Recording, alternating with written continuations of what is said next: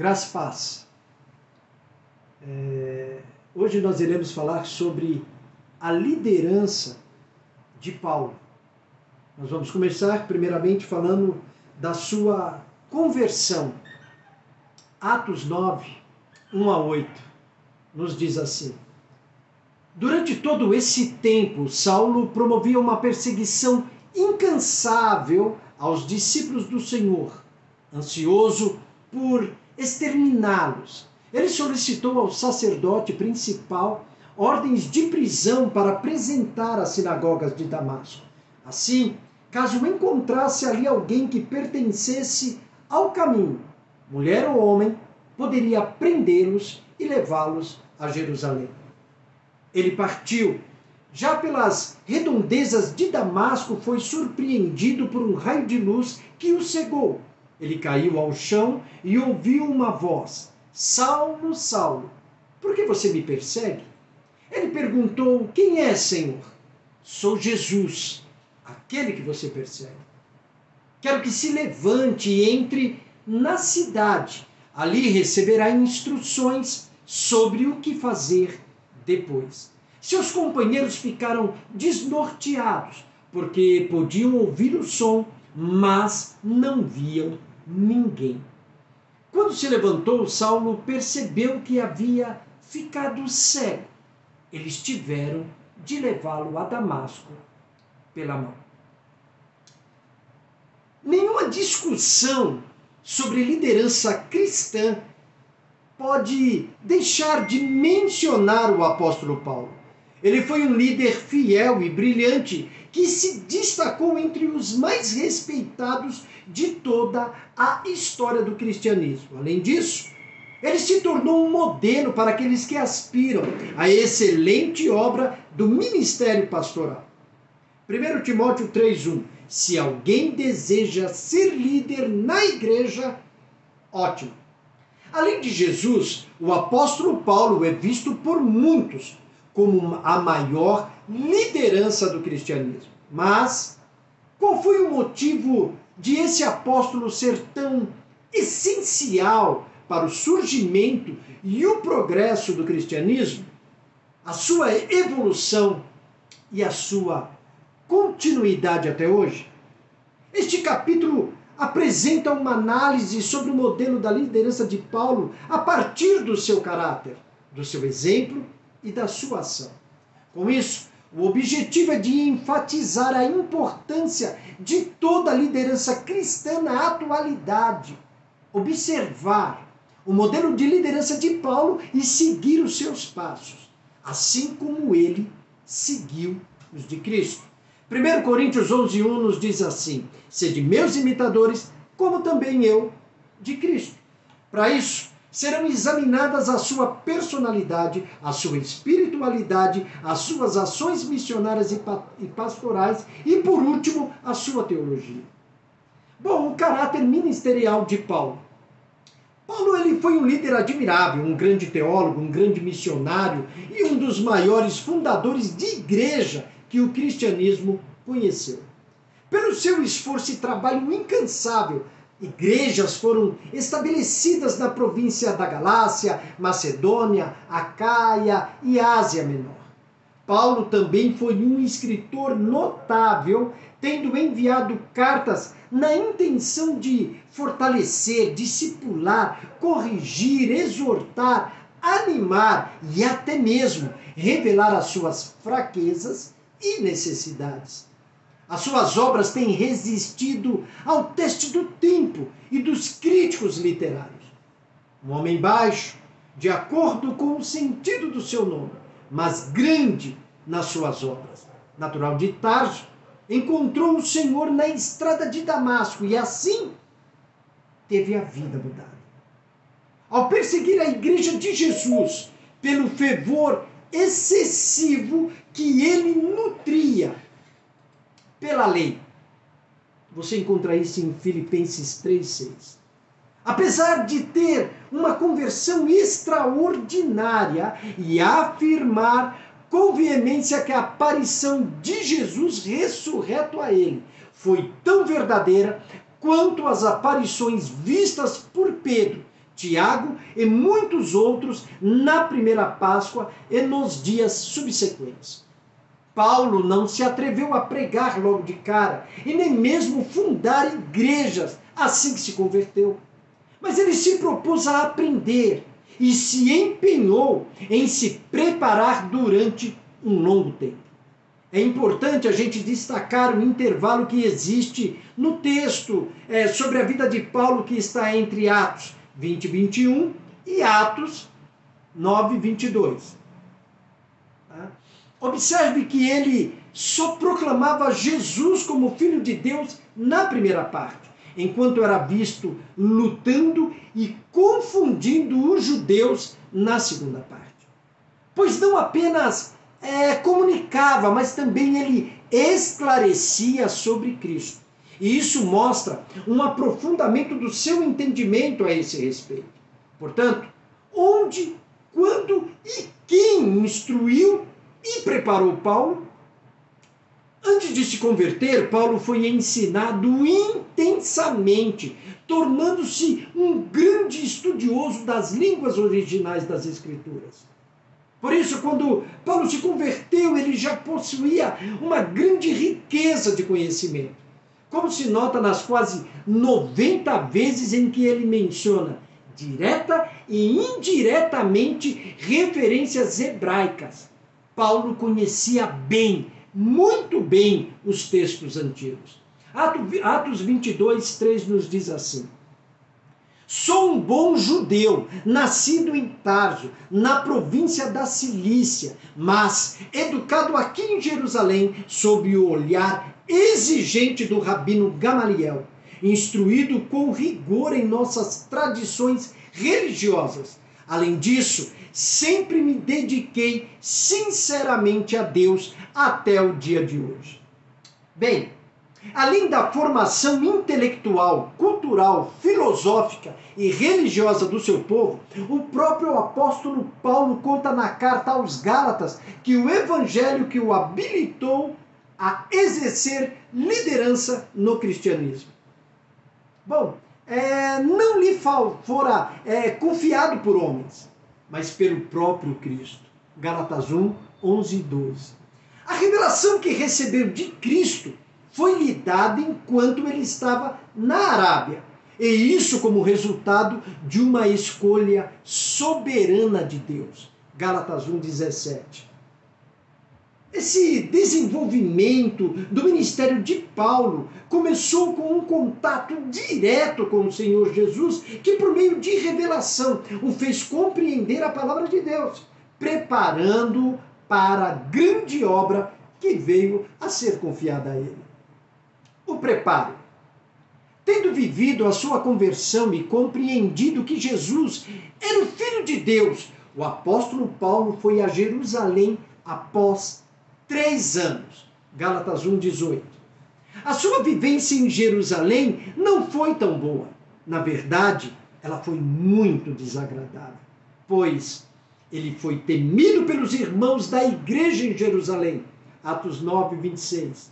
Ele era perseguido por alguns gregos. Confira nos versículos 28 e 29. Ele não foi aceito pelos cristãos de Jerusalém e o próprio Deus o mandou sair daquela cidade. Capítulos 22, versículo 17 e 18 de Atos. Ele também trouxe tranquilidade ao partir e, de algum modo, ajudou a igreja a crescer. Atos 9, 31. Ele se decepcionou muito no começo do seu trabalho. E a única opção para Saulo foi voltar para Tarso, a sua terra natal e também a capital da Cilícia romana, onde ele passou 14 anos. Depois disso, Deus o usou de forma poderosa, produtiva e milagrosa. Você pode conferir em Atos 9:30. Portanto, ele passou 3 anos na Arábia e em Damasco, depois de se converter, e mais 14 anos em Tarso. O incrível apóstolo dos não-judeus ficou quase 17 anos escondido. precisando caminhar com Deus antes de caminhar entre os homens, para contar-lhes as maravilhas de Deus. A parte fundamental aí do caráter ministerial de Saulo é a verdade de que ninguém será totalmente aceito antes de ser totalmente rejeitado. Essa história de Paulo, ela é simplesmente magnífica. Enquanto vemos pessoas aí que se converte hoje e já quer pregar amanhã, nós estamos vendo uma pessoa completamente preparada que demorou 17 anos para começar a cumprir o seu ministério. A Bíblia, irmão, ela não esconde o que ela quer de nós. Essa historinha de que Deus me revela, Deus me mostra, Deus me faz saber, sem ter preparo, ela é um perigo muito grande. Até mesmo aquele jargão famoso que anda no nosso meio, Deus Deus não escolhe os preparados, mas prepara os escolhidos. É algo mais ou menos assim, que agora eu me esqueci. Isso é uma grande mentira, isso não é tão verdade assim.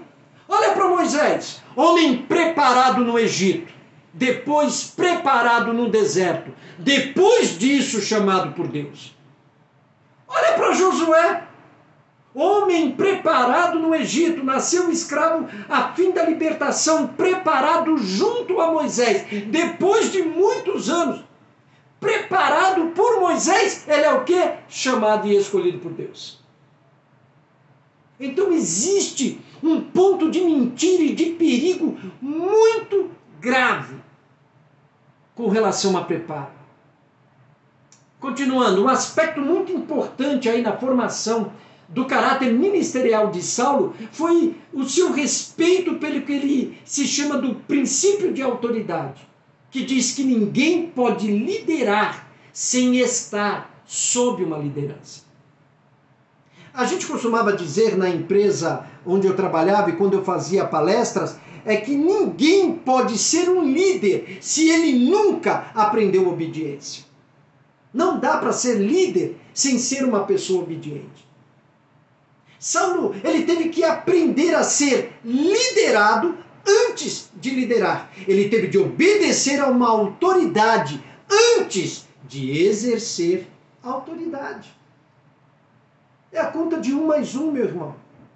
É de 1 mais 1. A nossa vida é um eterno aprendizado. Em um momento de crescimento e expansão do evangelho na Antioquia, quando a igreja a igreja jejuava e orava, o Espírito Santo mandou que Barnabé e Saulo fossem separados para a missão. Atos 13, 1 a 3. A gente precisa notar aqui agora duas coisas na igreja de Antioquia. A igreja tinha vários profetas e mestres que a serviam. Olha bem, esses mestres e profetas serviam a igreja, eles não se serviam da igreja. Barnabé foi o primeiro dessa lista e Saulo o segundo. O que nós vemos aí? Ora, primeiro que Deus não faz acepção entre o primeiro e o último da lista. Tá certo?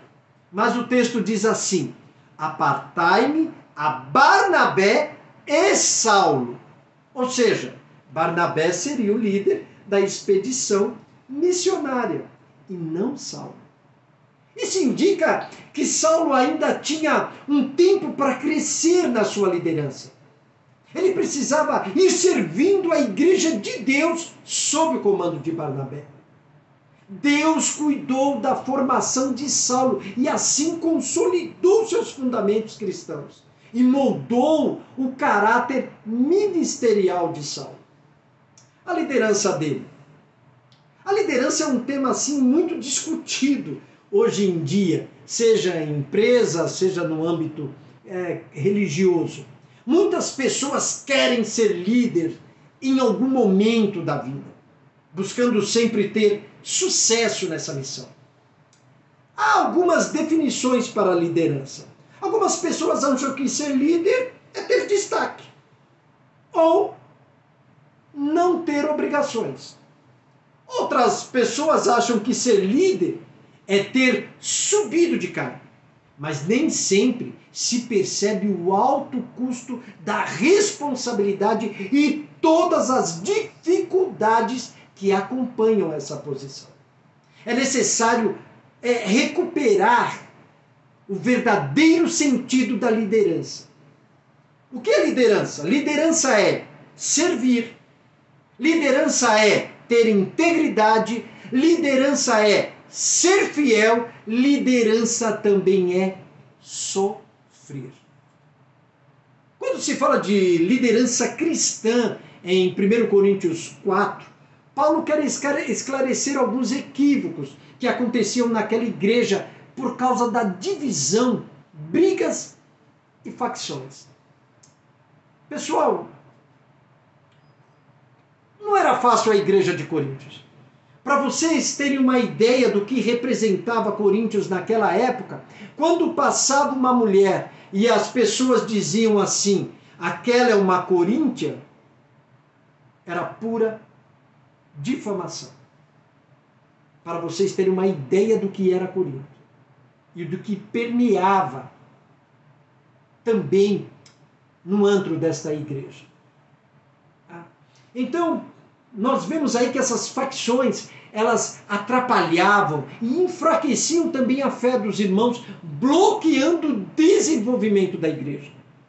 Não se esqueça que o tema principal aí dessa carta aos Coríntios não é dar dicas práticas para uma liderança realmente eficiente, mas o de mostrar princípios que podem orientar o trabalho do ministério de forma verdadeiramente bíblica.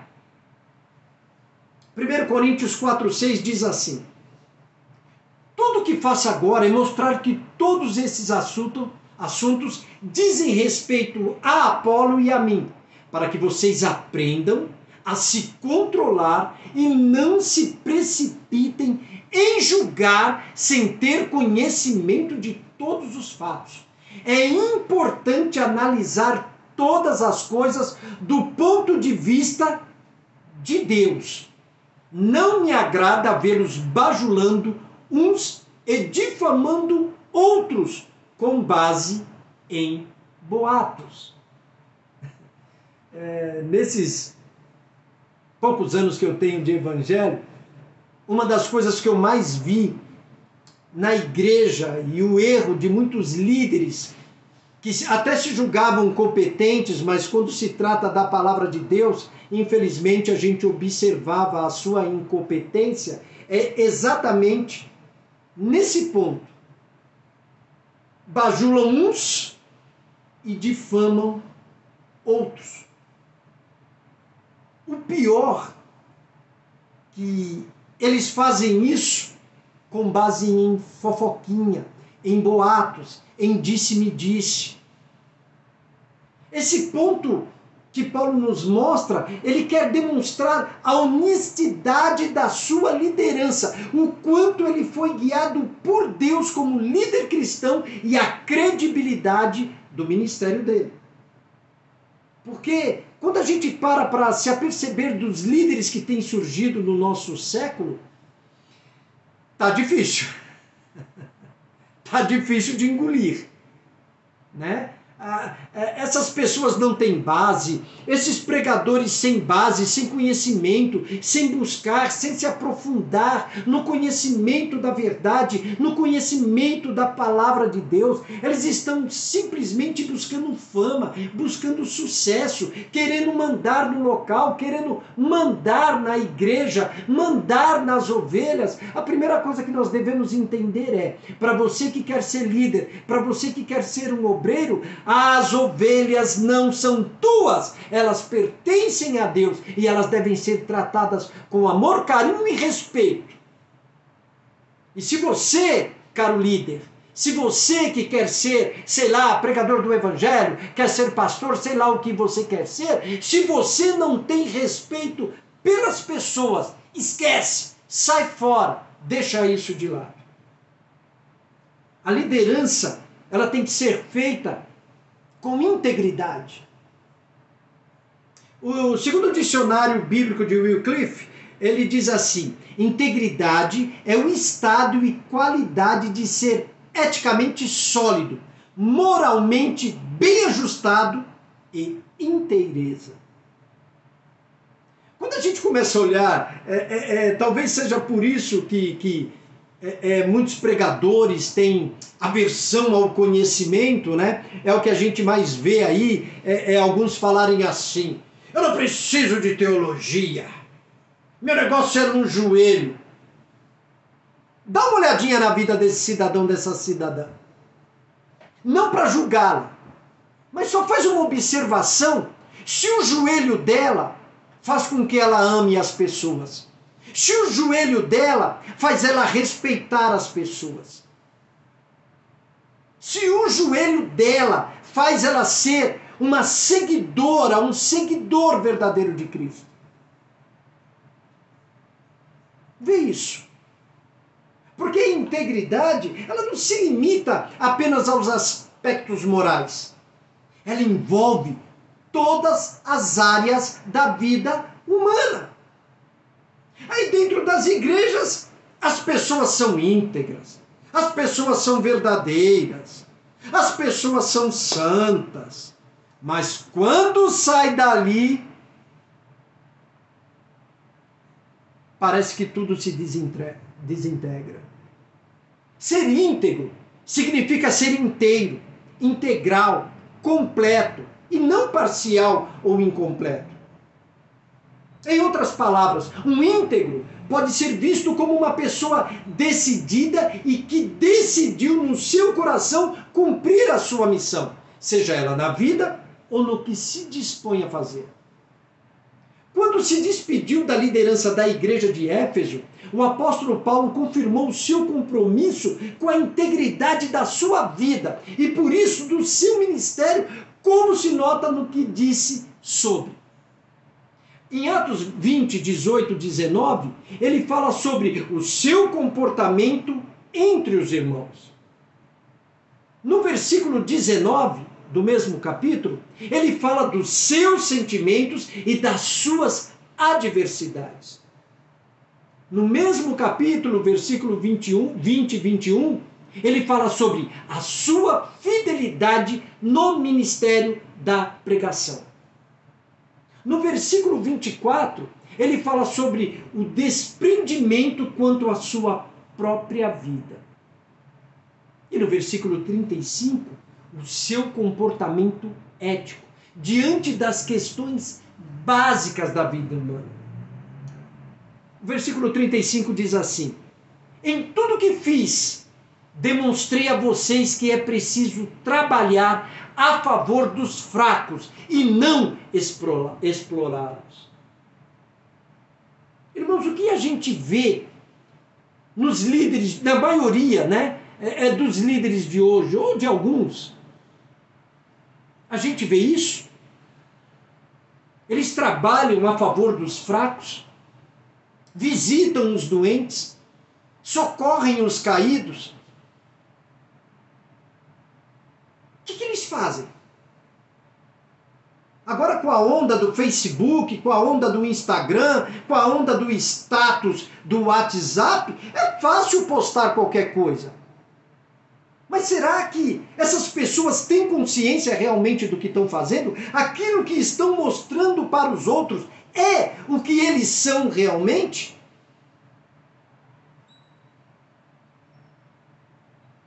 Como realmente podemos ver essas pessoas?